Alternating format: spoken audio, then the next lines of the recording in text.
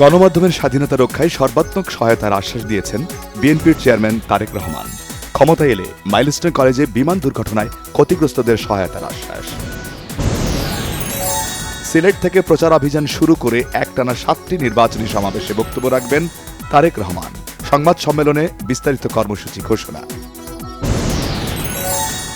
প্রতীক বরাদ্দ হল আসন্ন ত্রয়োদশ জাতীয় সংসদ নির্বাচনের প্রার্থীদের মধ্যে। জয়ের ব্যাপারে আশাবাদী তারা। আগামীকাল থেকে প্রচার শুরু। প্রার্থীদের নির্বাচনী আচরণবিধি মেনে প্রচারণা চালানোর আহ্বান জানিয়েছেন রিটার্নিং কর্মকর্তা ও ঢাকা বিভাগীয় কমিশনার শরফ উদ্দিন চৌধুরী।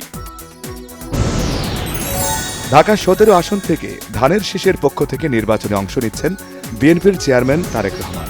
তার পক্ষে প্রতীক বুঝে নিয়েছেন যুবদল নেতা মনিরুল ইসলাম। প্রধান উপদেষ্টা ডক্টর মোহাম্মদ ইউনুস বলেছেন, এই মুহূর্তে যে পরিস্থিতি বিরাজ করছে এবং যে প্রস্তুতি রয়েছে তাতে একটি সুন্দর নির্বাচন সম্ভব। ওসমান হাদির পরিবারকে মোট 2 কোটি টাকা দিচ্ছে সরকার। অর্থ মন্ত্রণালয় থেকে 1 কোটি টাকা দেওয়া হয়েছে ফ্ল্যাট কেনার জন্য। দেশের মানুষ এখন অনেক সচেতন।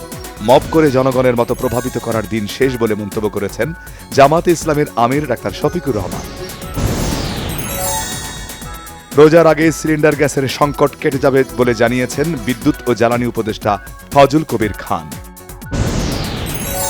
কুমিল্লা 4 আসনে এনসিপির প্রার্থী হাসনাত আব্দুল্লাহ বলেছেন, ঋণখেলাপি ও ভোট ডাকাতদের বিরুদ্ধে লড়াই চলবে। আইনের দৃষ্টিতে বিএনপি, আওয়ামী লীগ সবাই সমান। মুক্তিযোদ্ধা কোটায় আবেদন না করেও সেই কোটায় সুবিধা নিয়ে 29তম বিসিএস এ বিভিন্ন ক্যাডার পদে নিয়োগের অভিযোগে 21 জনের বিরুদ্ধে মামলা করেছে দুদক। শেখ হাসিনার রেখে যাওয়া পুঞ্জীভূত বিদেশি ঋণ দেশের জন্য বড় বোঝা।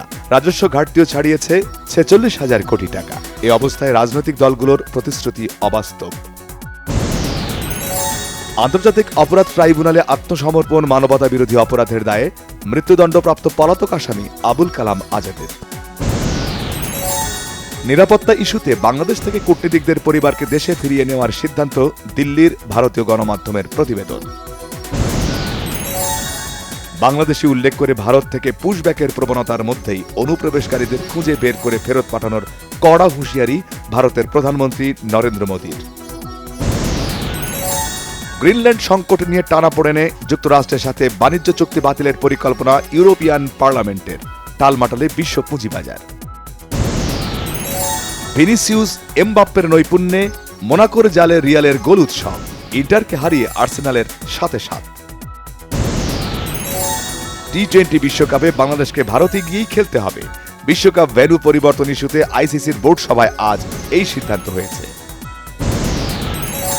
বাংলাদেশের ভারতে বিশ্বকাপ দল না পাঠানোর সিদ্ধান্তকে সমর্থন জানিয়ে আইসিসিকে পিসিবির চিঠি।